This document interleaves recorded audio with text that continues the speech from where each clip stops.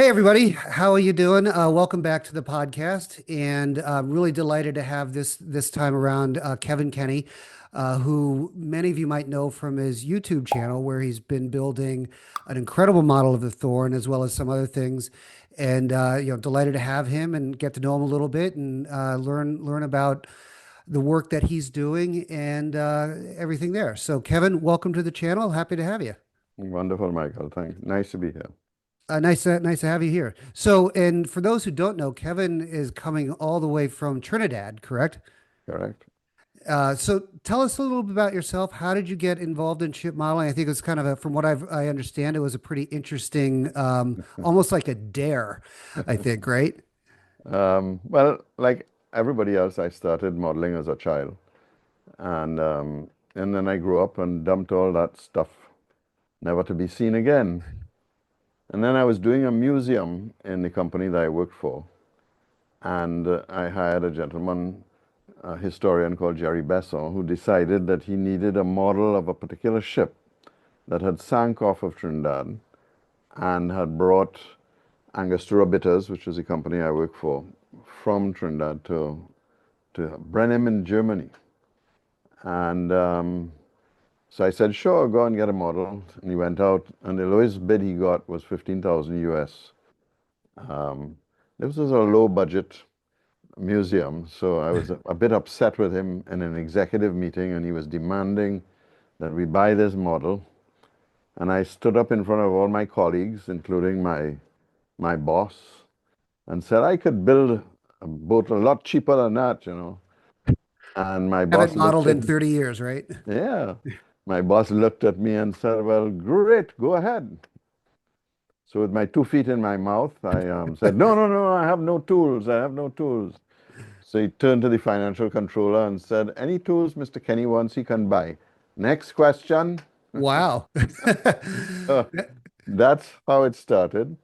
And And so you were working for Anastoga? Angostura, yeah, they're a large rum company. Yep. No, I know the Um, bitters. yeah, well, we're a large commodity producer, so we make rum, made rum for a lot of other people, and they would put their brand on it. Okay. One stage, we made 20 million gallons of rum. Wow. So And what was your role for them? What did you do? I was a marketing executive at the time for the group. Okay. So you're marketing and now you're finding yourself all of a sudden a model builder for the museum that they were building. So I went out and found that the Cutty Sark and the Dr. Seagut were very similar boats, both metal boats, both around the same time period.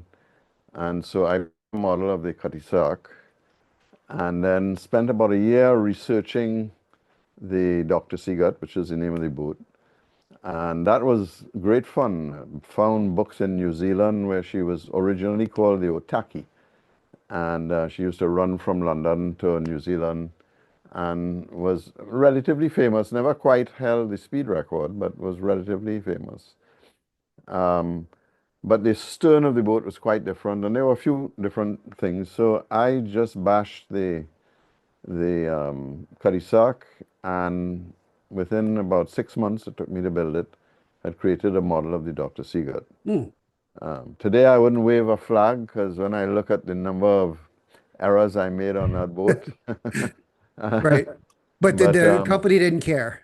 no, it served the purpose as far as they were concerned. There was the Dr. Seagut, and they were happy. That's awesome. And you got the company to underwrite your workshop and spent more than $20,000 in your tools, right? Well, I think it was the biggest financial mistake the company ever made because I did have a blank check, and I didn't know how long the check would be valid for. So the truth is, I bought, I'm not even going to give you the amount, but I have one of the best model shops that money can buy. And they cut me off after about 2 years. And because of that, then I actually have another model there on display, a model of the Venezuela, which is a paddle ship from, I think it was 1840. It was very interesting. Venezuela was being developed, and the Orinoco River was the main tributary.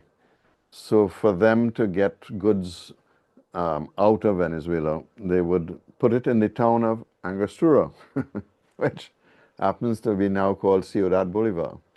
and that's where the company got its name from. So they would put all their gold and silver and whatever they were mining, put them on paddle boats. They would come down to Trinidad and then be put on sailing barks and head off to Europe. Um, and so I found a painting of the Venezuela, which was a paddle boat, Hmm. and then started researching paddle boats and found Way's dictionary on steamships. And there was all the details on the Venezuela. So I was able to take that out. I bought lots of different plans, and with the original painting and the information I had, I was able to make a model of the Venezuela, which was my first scratch build. Okay. And this was your Um, second model, though. This was that a was my second model, and I fell in love with the hobby at that stage. wow. And so how and now are they both still at the museum? And is Yes, that they're on still the at the island? museum. Yeah. And I may in fact put a few more of my boats in that museum because the problem we all face as modelers, Is where to put them. when your house fills up and your wife starts saying, "Are you building another one?" Right. I'm probably got room for one more model in my house, and then that's going to be it.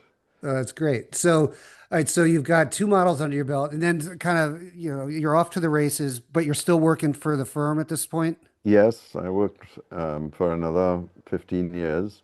My role changed. I became in charge of all the land development. Company had significant resorts that it had bought, greenfield sites. So I changed from selling rum to building resorts, Oh, and wow. that was quite challenging and a lot of fun. But the important thing is I was my own boss at that stage, and I had a lot of time on my hands. So I started devouring historical research, excuse me, that related to boats that interacted with our country in one way or another. Hmm. And I was traveling a lot, so I was able to go to museums. For instance, I went to the National Maritime Museum in Madrid, and there I found the details on a Spanish boat that was sank in 1797. So that was quite interesting. And that's one of the boats still to be built because I'm still looking for details on it. Um, and then I've been to about 4 or 5 other museums. I went to the Maritime Museum in London, and that's when I got my first real ship plan of the HMS Thorn, which is Hmm. the model I've been building on now. And I got David Anshel and Greg Herbert's book. Right. Said, "Oh, I'm going to just lick this one out. It'll be very easy to build this one, you know. All the information is there." And that was 9 years ago. And it came to a screeching halt when I realized I just didn't have the skill to Right. build. And so I did a David has a way of making things look easy, doesn't he? well, it's, I have to tell you, that 5 book series, I probably have, if you look behind me, you'll see lots of books. I have hundreds of books.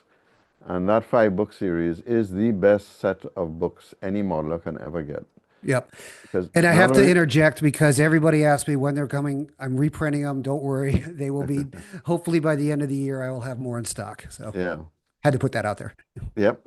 And of course, I need to get one of them because one of my books, book 2, fell in the sea. Oh, So geez. it's been a bit of tatters, and I really want to keep those books Yeah. because they're very special reference books. Yep. Yeah. Yep. So now, before we get into that, because I do want to get into that, but I'm just curious, did you grow up on the island or is this kind Yeah, of, yeah. My again, it takes you back to my modeling again. My great great great great grandfather was a mercenary, fled the guillotine in France. This is on my mother's side, and hired himself out to the British as a mercenary. And the British were attacking the Spanish in Trinidad in 1797. And like the true British do, you know, they're very smart. They send their mercenaries out first to get killed. And when the battle is about to be won, they say, "All right, you guys come back now." And they go and they get the surrender flag, right? right? Unfortunately for the British, they surrendered to the mercenaries without firing a shot. Wow. And so that boat, which is the HMS Ulysses, I started collecting data on it. So that's a boat that brought my ancestor to Trinidad just over 200 years ago. Wow. That is a And I great was able story. to find all the details. I've got all the plans. In fact, she's behind me. I'll just pull her out.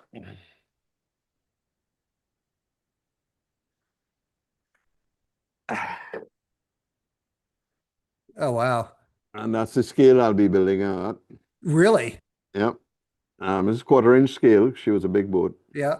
Um, so when I finished the Thorn, that's the next boat. Um, and when you see the size of it, I was really quite nervous because I clearly can't rig that boat. I'll just build the hull. Right. Um, but I could have picked a smaller scale. But I just really love quarter-inch scale.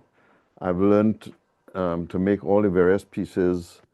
And I feel when you go down in scale, you start to lose a lot of the details in the Yep. model. And it's very easy to cheat at that. As the scale goes down, you can just cheat. Right. I really would like to make as much of the model as I could. Well, that's exciting. So, and are you going to, I mean, is that going to go back and also into the museum, you think, or? I'm not sure. It's something I would hope my family would want to keep since Yeah. it's part of my history. Yeah. But my gut tells me that ship models are not something that children want in their homes. Um, so the biggest challenge, I think, with all of the models, because that'll be number 14, is how to make sure that these models are preserved and go correct. Because they're all, at this stage, they're all museum quality models. Yep. They're not trinkets to be put in your house. So that's one of the challenges I haven't yet worked out. Hopefully I'll get it all worked out before I die. Yes, hopefully, and hopefully it gets built and everything too. So, Yeah, yeah. so when did you decide to start the YouTube channel then? And was that as part of the build of the Thorn or? Well, again, in a sense, this podcast is part of that history. Um, I knew nothing about model building, and a lot of the books, there was no easy source. I didn't know about Sea-Watch books in those days, for instance.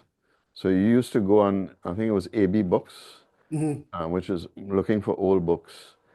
And then a lot of the technical books were also written in, I call it model builder jargon. I'm not familiar with all these marine terms.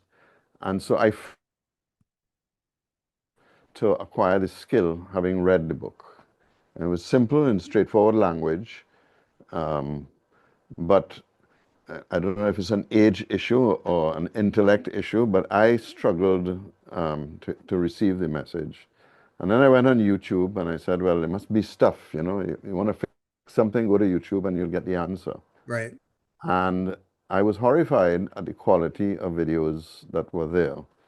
There were lots of people posting stuff, but they were not instructive. Certainly, I knew they were lying. They were not telling you the truth, you know.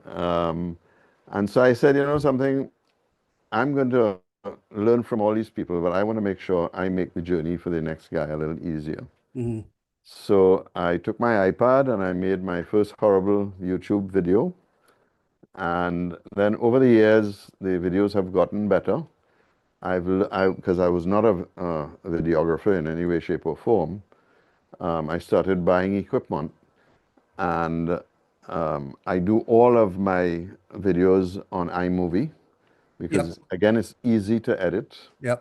I did buy some expensive editing software, but I spent too much time trying to get the software to work and not enough time modeling. So that's the other big problem with making videos is it virtually doubles your time. Yep.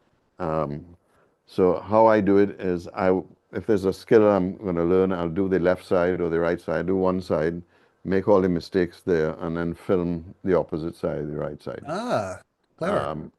But the difference is I admit to everything I screw up and I make no apologies about it. And I think that's what gives validity to the videos because they show you that we're all human and we all make these same mistakes. And then the other interesting thing is over the years now I've got to meet some really skilled modelers And they're really wonderful people who want to share. And that's the thing they appreciate most is my honesty in the videos of showing where I screw up and how I fix it. Yeah. No, Yeah. that's one of the things I love about the videos is that you do that. And I mean, I'd have to like get a movie rating on mine with the amount of swearing I do when I screw up my models. But now, so did you start it with Thorn or was it earlier No, no, models? it started before that. Okay. And I'm not sure of the exact sequence now. I think it was, no, the first one was a Caldercraft model. Um, and then I did the America, and then I did the Pirogue, and then I did Thorn and stopped. Right. Then I did Naparima, and now I'm back on Thorn. Okay. Got And it. Thorn is at 132 videos now, which is a lot to swallow. Yeah. And you told me you were making an index of these. Yes, I'm very happy to say that Nautical Research Guild has agreed to post the index Oh, that's great. because I'd get questions, so and so and so, what did you do? And, it was 3 years ago. I don't remember. I'd have to go and look at the video. In the early days, I didn't make ship notes, Right. so I wouldn't perhaps even remember why I did something in a particular way. Now on the Thorn, I have a book with all the ship notes in it, so I can reference it back. But it's still, it is not very searchable. So if you started at the beginning, it was fine, and you followed it through. If you jumped in the middle, you wouldn't get the benefit out of it. Yep. So I decided I would do this index, and I asked Kurt Van Dam um, if he could help me find a way to post it, and he very kindly agreed to post it, and I'm in the process of that now. So it'll probably be posted in the next week or so. That's great. It is going to link to like even within the movies too, right? Correct, yes. Yeah. That's going to be such an incredible resource. So I'm Yeah. glad you're doing that. Yeah, because in your books, if you go back to David's book, um, particularly if you're a junior modeler, which means you don't know all the nautical terms, or you're confused because you've learned so many different terms. The index at the back of the book is really the key. I find myself going back to that index Yep. all the time and then come back and read whatever it is the author was trying to say. So that searchable index in the back is what I'm going to try and get with the index for the videos. That's great. That's Yeah. great. Um, and I'm curious, you mentioned something, you've mentioned it a couple times in your videos, but I'd love to get your take on it now. Building, because you're in a pretty humid tropical environment, right? Yep, yep. And so, you've mentioned how you have to do some different things when you're building your models. Can you talk a little bit about that? Well, I have to tell you, in North America, you are very lucky. You only have one pest. You actually do have a pest. It's called powder post beetle. Okay. And it can be as destructive if you're importing tropical hardwoods. And it's a little beetle that when the log is in the forest, it'll lay eggs inside there. And unless that log is fumigated when it's in the forest or shortly after when it's processed, that egg could sit there and come out, and it'll be as bad as the termites that we suffer from. It'll literally put holes throughout the entire model, and you'll see it looks like talcum powder. Mm, In the tropical areas, we have what are called drywood termites, and they fly in. And my, I should have known better because in my past I actually worked for a pest control company, mm. and I should have known better. But I wasn't taking that on, and I built a model of the Bellona. And one day I'm looking at it, and I saw the telltale droppings at the bottom of the boat, This is which what it means was done or during the build? completed, sitting on my shelf. Oh, So I immediately had to go and get it fumigated. Fortunately, as far as I know, it didn't have a lot of damage. Um, but the truth is, I won't know. But I think I got it early enough. And that means that now I paint a termite fluid on every piece of wood after it's shaped, just before I put a finish on it. mhm. And what that does is it puts a thin layer of insecticide in, and then whatever the finishing will seal it in. And it's a real pain in the neck. But to see, in case of the thorn, 3 or 4 years will go away. And by the time you see the damage, in many cases, it's too late to fix it. Yeah. Can you fumigate the wood prior to building at You, all, or? that kills, but doesn't treat, Ah, right? So there's a gas called Vicane, which is what you would use. I used to use a gas called methyl bromide. Um, but that will kill anything that's in there. And that would also kill the eggs of the of the borers, the powder post beetle. So it's very useful for that, but it certainly won't kill. A termite flies in every right. rainy season. They come flying in, and you see these little wings.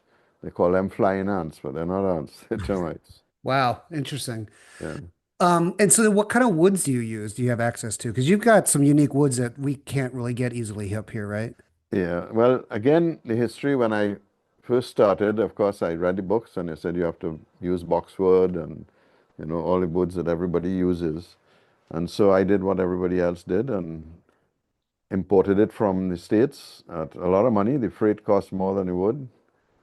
Um, and then I was having a conversation with one of my colleagues, I can't remember who it was, and he says, well, you must be very lucky. You're surrounded by some of the finest model woods in the world. And then I said, well, okay.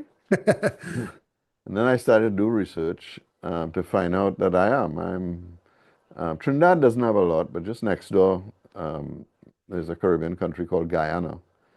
And almost any of the best hardwoods in the world are available there. Mm, And they're dirt cheap. They use them to make pallets because they like hardwood are lovely for making shipping pallets because they can take a lot of abuse. wow. So I've picked up old pallets that are made of purple heart and of green heart, which are nice woods.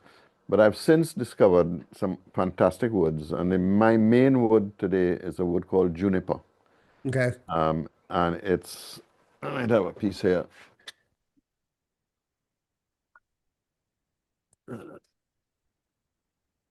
So it has absolutely no grain on it. Oh, wow.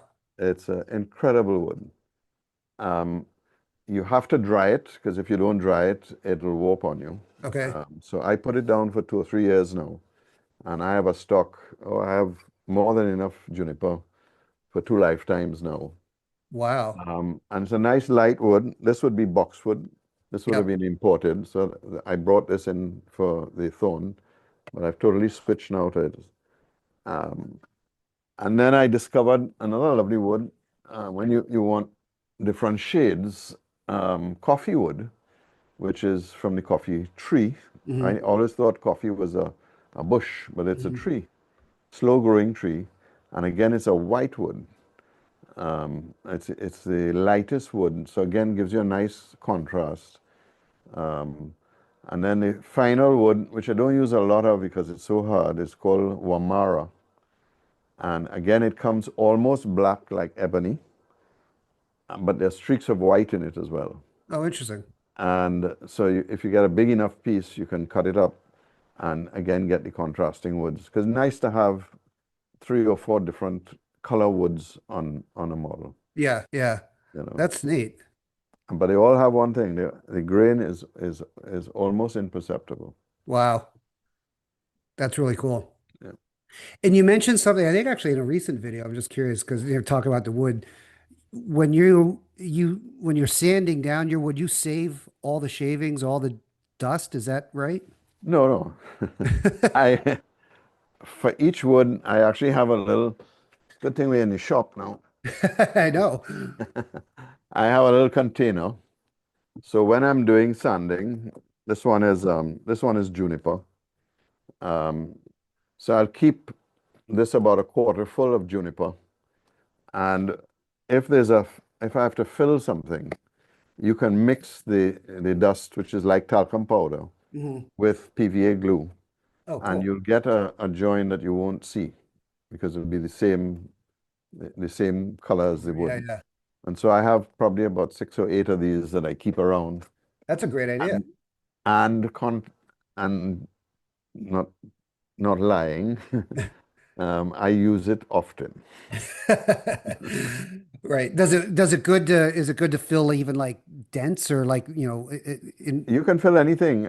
Again, I'm going to do another video. I'm going to find somebody to do another video with me on glues, mm, um, because that just forms the base of it. So you can mix it with epoxy, with PVA. It's not so good with the CA because CA tends to come very quick, sets very quickly. right. And then it doesn't sand as nice and it's very crystalline. Yep. But with epoxy, it's fantastic. Really interesting. And you can make it as light as you want or as heavy as you want. But since these days I'm almost, I would say 98% of the glue that I use is PVA. When you mix it in PVA, it virtually disappears. Yeah. So you won't see it. Great tip. Great Yeah. tip. And so I'm curious with Thorn, because you talked like, you talked about how quickly you realized you were in over your head. You've done a lot of learning. It's been a 9-year process. Like, what are some of the biggest learnings you've gotten out of that so far? Patience. Um, to walk away from the model. I think there's people are trying to encourage you to finish something quickly. Maybe yourself, you're trying to finish it. But the truth is, when you're making a model, it's just a journey. You're not trying to get anywhere. In fact, there's almost a sadness when the model is finished because Yeah. you've been bonded with it for so long. Um, so in the early days, I was trying to finish these boats very quickly, and then I would run into a problem or I'd make mistakes. I make mistakes every day. Um, and then you get fed up of it, and you then cover it up. And what you're really supposed to do is debond it, go out of the room, and come back when you've got over that piece of stupidity that you've done. Um, so that's why in my videos, actually, I actually show the mistakes.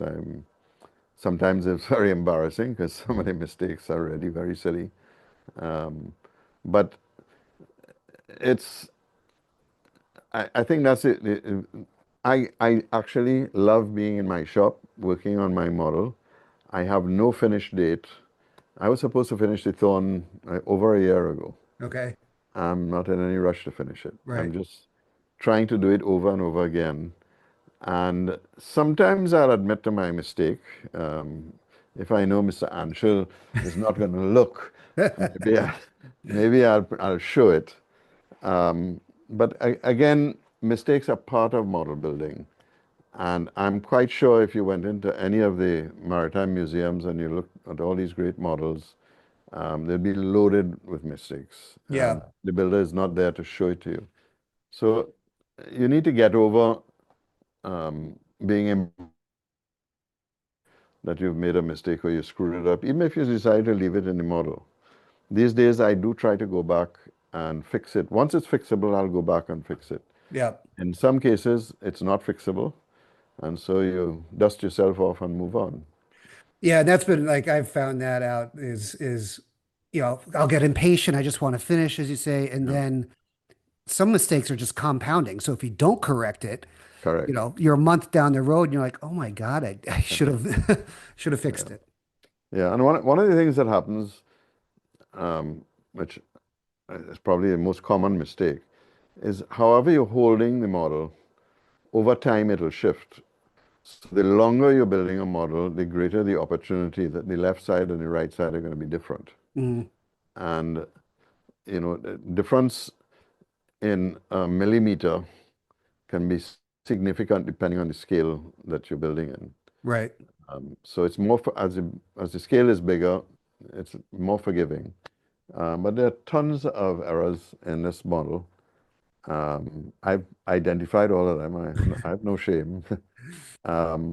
But it is annoying.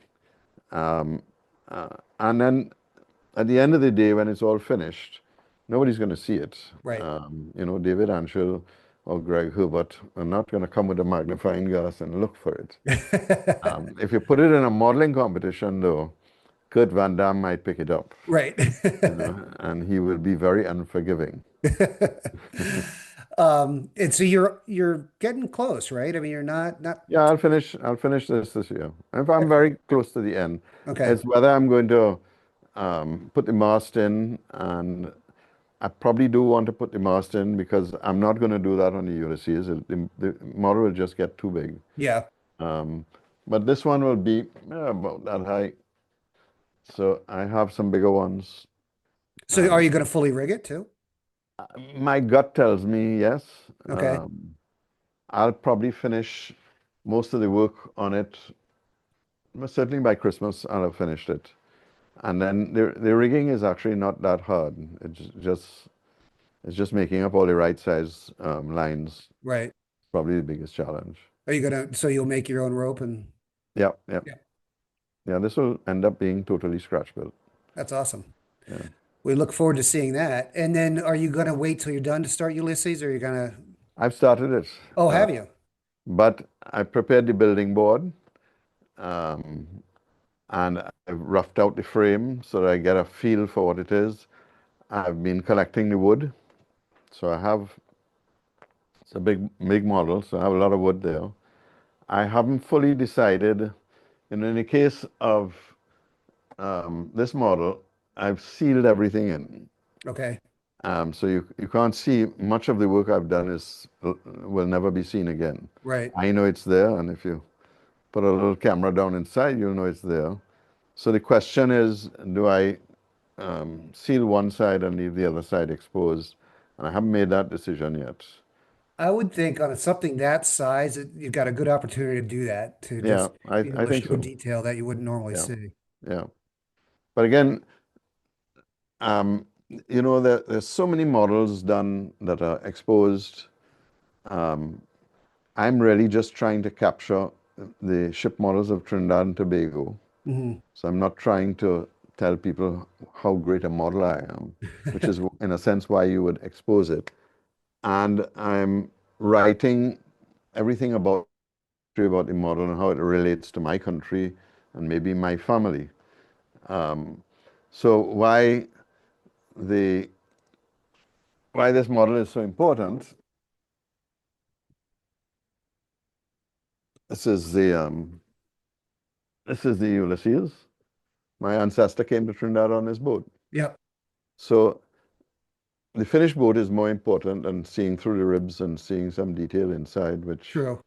and um, as I say, I haven't made a decision yet on it, but we'll see. So is that you think it'll be your magnum opus or you got more No, in no, you? no, no. I have another 6 boats being researched, Okay. um, and I'm really enjoying the research.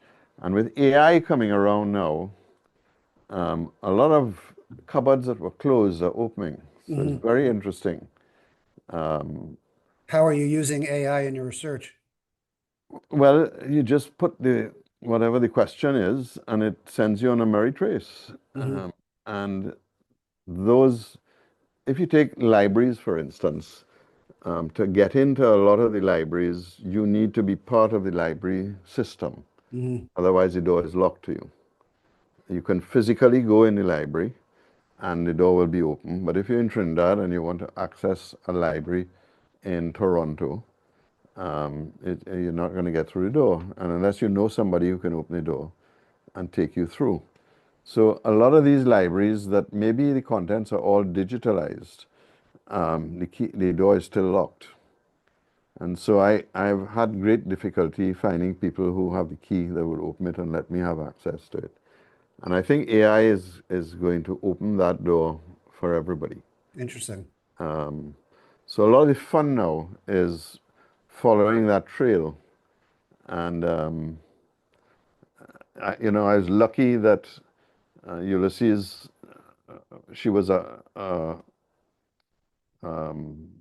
gosh, I'm having a brain fart. She is a well documented boat, Hmm. because she was a Swan series, Right.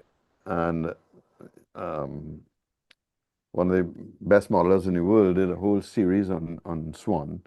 And so there's a lot of information, and all the plans are available for purchase. Yep. which is great. So I was Yep. able to go and find a lot of the original plans. So there's not a lot of research needed for that, but there are quite a few other boats, and they're not necessarily sailing ships. A lot of them are steamboats that relate to Trinidad's history, and I'm really having a rough time finding data on them. I might find a photograph or two. So it's almost like being an investigator Right. and running down. And every week, some little trail pops up, and I find another piece of the treasure. One. Yeah. Yeah. Well, we look forward to seeing that as well and Yeah, yeah. seeing how that progresses. Um, I'm kind of curious, like where do you, talk a little about AI technology, but where do you fall on kind of using 3D printing and stuff like that? Have you ever done that? Yes and no. Um, I I know I will use 3D printing, but I'll give you a good story. They say scratch builders are scratch builders, so you can't buy anything off the shelf, right?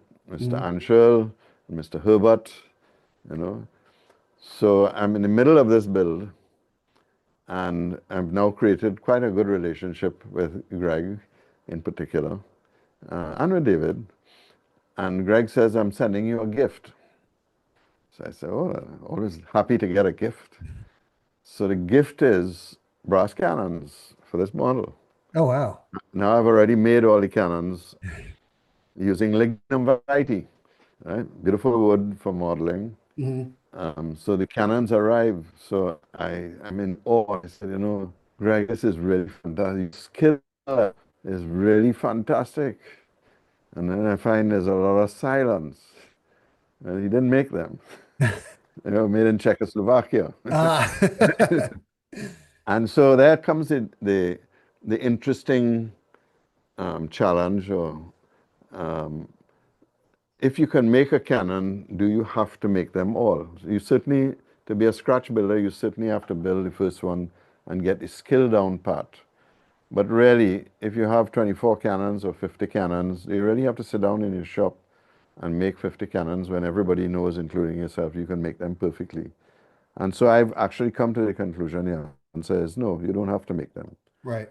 So with 3D, it's getting more interesting, because 3D makes that skill so much easier. And a lot of the time, trying to understand the part is half of the challenge in building the part. Somebody describes a part, or maybe there's a photograph of it.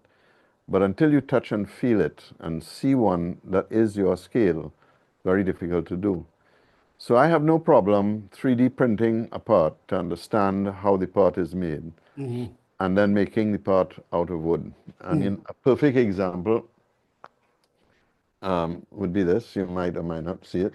Hmm. This is the stove, um, and Greg and David would have built theirs out of bronze or brass and put it all together. And my skills with bronze and brass were horrible. So I made it out of wood, and it took me 4 times to get it. Hmm. But my piece is as good as David or Greg's. Yeah. And there's absolutely nothing. And I've got really good at, because of the woods that I have available to me, I can make very, very fine parts that it'll even look as though it's built out of steel. Mm. I don't have a lot of skill at this point in time doing this in brass or copper or in metal. Okay. I will acquire it over time, and I'm working on it. Um, but you could 3D print that very easily, because the biggest challenge in making this was not making it, it was understanding how to make it, Oh, interesting. Yeah. actually seeing, touching, and feeling it, and also getting the scale right. Because Yep. when we're doing these models, we tend to make the scale bigger than it really is. Um, and there are many parts that I built a cannon or built something, and then when I put a caliper on it, it's way out of scale. And Mr. Anshel will get really upset if I put a cannon on a boat that was out of scale. Um, so in the case of Greg's, this is Greg's cannon here, but all the rest of the cannons are going to be out of lignum vitae, Okay. because I've already made them. Right. Right. And maybe I will pass his gift on to some other modeler because the quality of what he sent me was incredible. Yeah. You know, Interesting. Very cool. yeah. So, yeah, I guess kind of coming to a close here, but curious for people who are watching your videos who might be, new to ship modeling or something like that. I mean, the Thorn is out of my league. It's out of a lot of people's leagues, but what would you sort of suggest to maybe people coming into the hobby or sort of looking at it and what you're doing and kind of interested in maybe taking an approach? How would you suggest they start? I would get the easiest kit you could get. I mean, there's no question about that. I started it really quite hard. Um, and in a sense, I'm lucky I persevered and got past all the frustration of really not doing it correctly. Um, because well, for me anyway, when I build something that's wrong or out of scale, I'm going to throw it away Mhm. and go back and start all over again. Um, and I think we would lose a lot of modelers because the it didn't come out the way the photograph came out of the. So it really is to start. The kits available today are fantastic, and you can go on the Nautical Research Guild um, and really get good recommendations of easy kits. And there's no question that to scale up with a degree of difficulty with kits, that is really the best way to learn. The second thing is that there are clubs all around the world, model building clubs all around the world, and that's one of the gifts that COVID gave us. Yeah. Because I'm now a member of a You remember paid my club member, in New yeah, Jersey? I'm a paid member of 3 or 4 clubs, Yeah. and an honorary member of a lot more. In fact, I've decided I'm not joining any more clubs. Not that I don't want to pay the $10 a year. It's just a pain in the neck to follow up on it.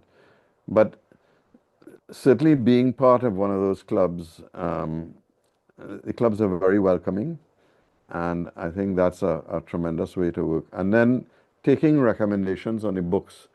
Literally, I have hundreds of books. I reference less than 20 Mhm. on a regular basis. And you can waste a lot of money on books. Except at So, Sea-Watch. except at Sea-Watch. But again, coming back to Sea-Watch, I didn't know about Sea-Watch in the Yeah. beginning. And the truth is, at some point in time in the future, I'll have every book you've published because they are quality books written by competent people. And they actually give you details that you won't find anywhere else. Yeah. And that's the problem. You buy a book, it's got 1,000 pages in it, and only two are of any use for you.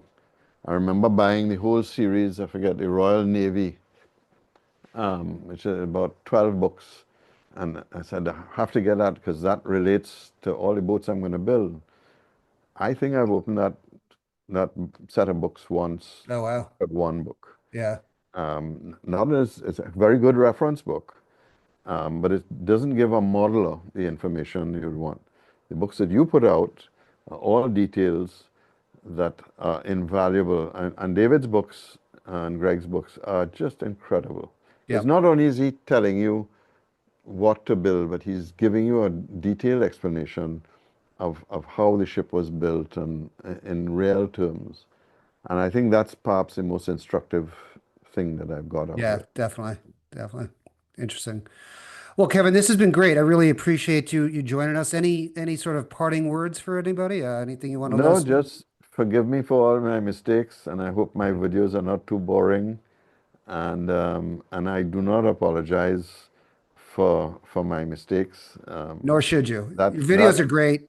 Yeah, that's the part of the learning curve is seeing that everybody makes mistakes, Yep. including Mr. Anshel and Mr. Herbert. They just recover from them better than most of us. Yes, they do.